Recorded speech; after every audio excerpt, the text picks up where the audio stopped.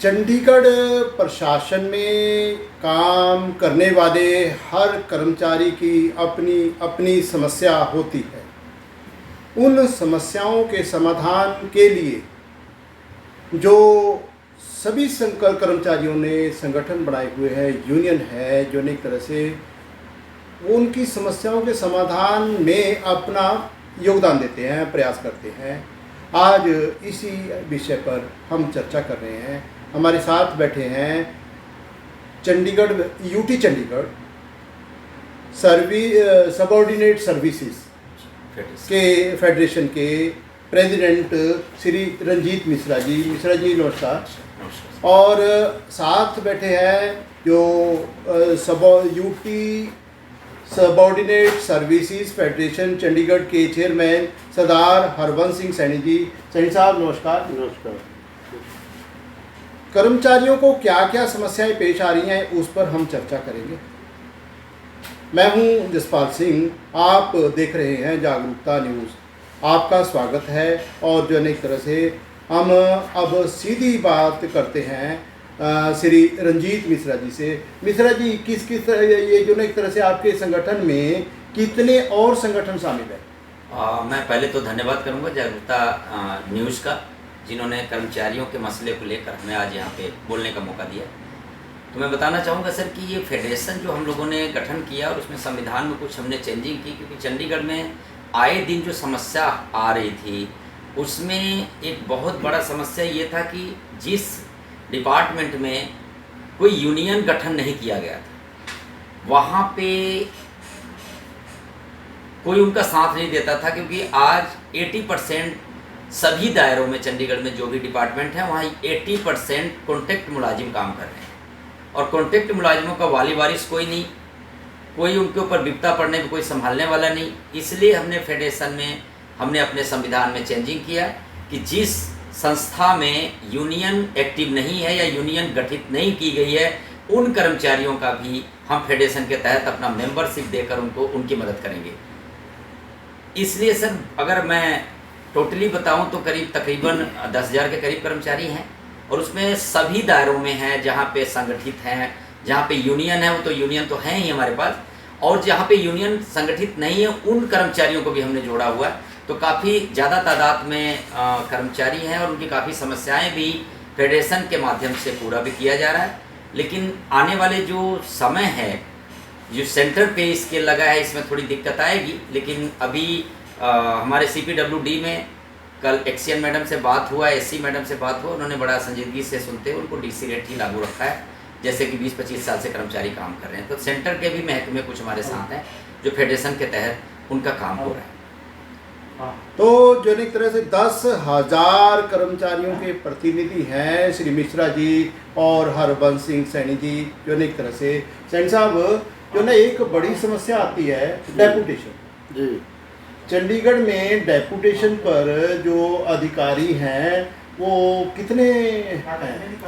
यहाँ तो जी ड्यूटी में तो जो सारे वर्कर हैं वो थोड़ा कम है। पंजाब से जो आते हैं अफसर, जो एक्शन हो या SC हो या चीफ हो या जैसे एजुकेशन का ब्रांड, ये लोग आके यहाँ पे 3 साल 4 साल 25-25 साल काम करते हैं। इनका 3 साल के बाद वापसी होना चाहिए। प्रमोशन भी जो लेते हैं इधर आके लेते हैं, और के जबकि वापस जाके प्रमोशन मिलनी चाहिए उनको। यहाँ पे 18 सेक्टर स्कूल की मैडम जो है उसमें 25 साल तो इधर ही रही है, उसका AS अफसर कोई घर वाला था, सिफारिश के साथ यहाँ आके यूटी चंडीगढ़ में टिक जाते हैं। पिकना मनाने आते हैं अफसर। जब इनका हम कोई शिकायत करते हैं बगैर कार्रवाई करे से इनको वापस भेजा जाता है। यहाँ यूटी का जो अफसर है सारा वो बोलते हैं ऊपर, हम जब कंप्लेंट करते हैं यूटी का कोई अफसर लगाओ हमारा, कहते हैं यूटी वाले तो काम नहीं करते, बाहर वाले काम करते हैं। ये सब पंजाब के जो ऊपर वाले अधिकारी हैं उनके कमांड तीर सब उनके हाथ में हो, तो अपनी मर्जी से अफसर लगाते हैं। लगाने के बाद जो अपना मनोबल पूरे करते हैं, कोई भी काम है उनको देते हैं। यूटी मुलाजिमों को अच्छा नहीं समझते। जो चंडीगढ़ मूल राज्य है जी, यानी कि जो चंडीगढ़ में जन्म हुआ है, चंडीगढ़ कैडर के ऑफिसर हैं, उन पर चंडीगढ़ प्रशासन विश्वास नहीं करता, उनको काम नहीं देता। यही बात नहीं जी। और जो डेपुटेशन पर पंजाब से हरियाणा से जी। जो ऑफिसर आते हैं उनको चंडीगढ़ के कर्मचारियों के सिर पर बिठा दिया जाता बिठा दिया जाता है। है। मिश्रा जी सही बात है जी? बिल्कुल। मैं इसमें कुछ आपको जानकारी के लिए, क्योंकि मैं सभी ये मीडिया के माध्यम से सभी हमारे कर्मचारियों के पास, अधिकारियों के पास और शहर के हमारे शहरवासियों के पास, सभी के पास जाएगा, तो मैं आपको बता देना चाहूँगा कि अभी ये केस मेधावी का हुआ है 18 सेक्टर स्कूल में, जिसको जाति सूचक शब्द बोले गए हैं, और उसमें एक बहुत बड़ा मुझे जो एक रूल के अकॉर्डिंग खिलवाड़ देखने को मिला कि डेपुटेशन पे जो कर्मचारी यहाँ बैठे हैं एजुकेशन डिपार्टमेंट में सबसे ज़्यादा है। सवाल ये उठता है कि हमारे IAS PCS जो पंजाब हरियाणा से आते हैं उनको टाइमली भेज दिया जाता है। इवन कुछ तो IAS PCS के साथ ऐसा भी हुआ कि उनको 3 साल टर्म भी पूरा नहीं करने दिया जाता। अगर कोई शिकायत हो जाए तो उसको इमीडिएट भेज दिया जाता है या उसका पद चेंज कर दिया जाता है, सीट चेंज कर दिया जाता है। लेकिन हमारे शिक्षा विभाग में मैं कुछ टाइम से ऐसा हालात देख रहा हूँ कि अगर कोई बड़ा कंप्लेन है तो उसको चुपचाप भगा दिया जाता है बिना कार्रवाई किए हुए। लेकिन राजबाला मैडम वाले केस में उनकी रसूखदारी, उनकी अप्रोच इस कदर हावी है कि उनको वापस हरियाणा तक नहीं भेजा गया, जबकि वो पिछले 18-19 साल से सारे रूल रेगुलेशन को ताक पे रखते हुए यहाँ बैठी हैं। FIR होने के बाद भी ना उनकी गिरफ्तारी हुई, ना शिक्षा विभाग के अधिकारी उनको हरियाणा भेजने की भी जद्दोजहद नहीं कर रहे हैं। ये बड़ी हैरान कर देने वाली बात है। अगर इसी जगह मैं आपको बता दूं सर, क्योंकि इसमें हमारे टीचर भी, प्रिंसिपल भी, हेड भी और DO DPI education secretary madam, adviser साहब और गवर्नर साहब भी सुनेंगे शायद इस न्यूज़ को, किसी माध्यम से उनके तक पहुँचे, तो इसका ज़रूर हमें तकलीफ़ है। बहुत इस चीज़ का तकलीफ़ होता है कि अगर इस जगह पे कोई चंडीगढ़ का कर्मचारी होता या कोई टीचर होता, कोई ग्रुप D होता, प्रिंसिपल होता, हेड होता या DO या DPI होते तो शायद उनको यहाँ से भेजने में ये 1 मिनट लगाते, रातों रात लेटर टाइप हो जाता है। लेकिन ये ऐसी क्या मजबूरी है कि चंडीगढ़ के कर्मचारियों के ऊपर तुरंत कार्रवाई कर दी जाती है और डेपुटेशन पे जो आते हैं उनके ऊपर कार्रवाई क्यों नहीं की जाती? अगर हमारे शिक्षा सचिव, हमारे डायरेक्टर स्कूल एजुकेशन ऐसी क्या लाचारी है, कौन सा ऐसा रूल में बाधा डालता है या उनको हाथ ऐसा उनका रोकता है कि उनके ऊपर कार्रवाई क्यों नहीं की जाती? ये बहुत बड़ा सवाल है जो मेरे को देखने में आया कि एजुकेशन सेक्रेटरी मैडम के पास या DPI साहब के पास भी इतनी पावर नहीं कि किसी हेड, प्रिंसिपल, डेपुटेशन पे जो है उनको हरियाणा भेजा जाए। तो ये बहुत बड़ा सवाल है सर। ये अब हमें पता चला मेधावी वाले केस में कि एजुकेशन सेक्रेटरी मैडम के पास भी ये पावर नहीं है कि किसी प्रिंसिपल या हेड को गलत पाने को उसको हरियाणा भेज दिया जाए। ये कानून की बात आ गई ना जी बिल्कुल, ये कानून की बात आ गई। और जो है एक तरह से चंडीगढ़ प्रशासन के अंदर एडवाइजर साहब चंडीगढ़ और जो ना प्रशासक चंडीगढ़ से निवेदन है कि इस तरफ गौर किया जाए। और साथ ही जो है एक तरह से आज आप पंजाब हरियाणा हाई कोर्ट में पहुंचे हैं तो आप किसी न किसी अधिवक्ता से सलाह मशवरा तो करेंगे कि डेपुटेशन के लिए जो है एक तरह से क्या कानून लागू है और क्या उसमें संशोधन होना चाहिए। बिल्कुल सर, मैं अभी सलाह अपने वकील साहब से लिया हूँ।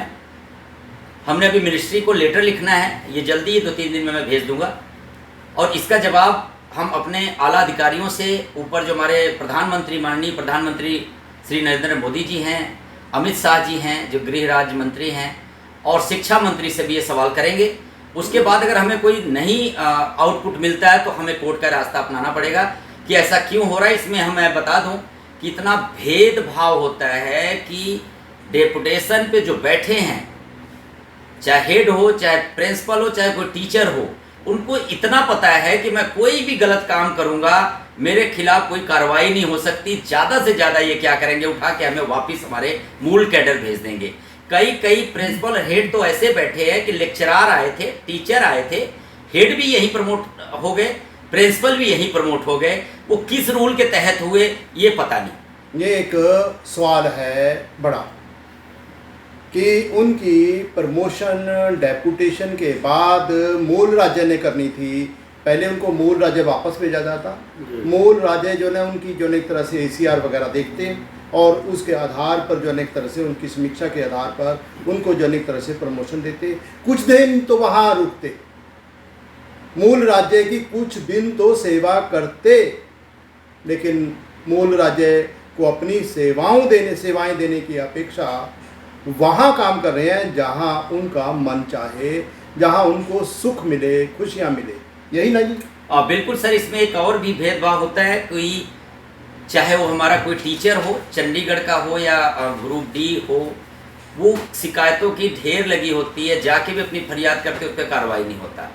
कहीं न कहीं उनके अंदर ये भेदभाव होता है कि जिसके पास मैं कंप्लेंट करने जा रहा हूँ वो भी डेपुटेशन पे, और जिसका हम कंप्लेंट कर रहे हैं वो भी डेपुटेशन पे। अजीब हालात पैदा होते हैं। जी बिल्कुल, ये हमें कई सालों से हम झेल रहे हैं और हमें ये चीज़ देखने को मिला है कि हमारे चंडीगढ़ के चाहे टीचर हों, लेक्चरार हों, चाहे हेड हो, प्रिंसिपल हो, कहीं न कहीं उनके साथ भेदभाव होता है। और जो डेपुटेशन वाले हैं उनका पक्षपात किया जाता है। वो जो भी, क्योंकि रूल ही ऐसा नहीं है कि उनको एजुकेशन सेक्रेटरी मैडम के पास भी पावर नहीं है कि वो ऑफिस भेज दे। तो सवाल ये उठता है कि उनको ऐसे पॉलिसी में बुलाते क्यों हैं, जबकि हमारे अधिकारियों को पावर ही नहीं उनके ऊपर कार्रवाई करने का। तो जो एक तरह से सैनी साहब जी, आप जो ना सब यूटी सबऑर्डिनेट सर्विसेज फेडरेशन के चेयरमैन हैं, तो 10,000 कर्मचारी आपकी तरफ जो एक तरह से आशा की नज़र से देख रहे हैं। आपकी तरफ से जो रिप्रेजेंटेशन तैयार होगी, बड़ा जो साधन है वो तो लॉजिक है, दलील है, कानून है। कानूनी तौर पर सलाह मशवरा करने के बाद माननीय प्रधानमंत्री भारत सरकार के पास और माननीय गृह मंत्री भारत सरकार के पास या मानव संसाधन मंत्रालय भारत सरकार के पास आपका जो ना रिप्रेजेंटेशन जाएगी। ठीक है, गलत है? बिल्कुल जाएगी। ये रिप्रेजेंटेशन जो एक तरह से 10,000 कर्मचारियों के भले के लिए जो एक तरह से तैयार करने के लिए, देखो आज छुट्टी का दिन है, फिर भी आपके नेता मिश्रा जी और सैनी साहब आपके लिए परेशान हैं। ये 10,000 कर्मचारियों को देखना है, सोचना है। आशा है कि कानूनी तौर पर किसी न किसी अधिवक्ता से सलाह मशवरा करने के बाद एक अच्छी जो एक तरह से रिप्रेजेंटेशन जो न 10,000 कर्मचारियों की तरफ से जो उनकी समस्याओं के समाधान के लिए भारत सरकार के मंत्रालय मंत्रियों के पास जाएगी और उनका समाधान होगा। इसी आशा के साथ आप सबसे ये निवेदन है कि आप इस वीडियो को ज़्यादा से ज़्यादा शेयर कीजिए, ताकि जो एक तरह से आपकी बात 10,000 कर्मचारियों या 10,000 परिवारों के भले के लिए जो एक तरह से ये वीडियो ज़्यादा से ज़्यादा दूर तक जाए और जो समस्या का समाधान कर सके वहाँ तक तो पहुँच ही जाए और समस्या का समाधान हो। आप सब इस तरह की वीडियो आगे भी देखना चाहेंगे तो मेरी रिक्वेस्ट है कि आप इस चैनल को तुरंत सब्सक्राइब कीजिए, बेल आइकॉन का बटन दबाना बिल्कुल ना भूलिए, ताकि हर अगली नोटिफिकेशन आप सबको मिलती रहे। हम सब देश के भले के लिए, सबके भले के लिए काम करते रहें। आप सब खुश रहें, आप सब तरक्की करें। इसी कामना के साथ आप सबको सादर नमस्कार। नमस्कार।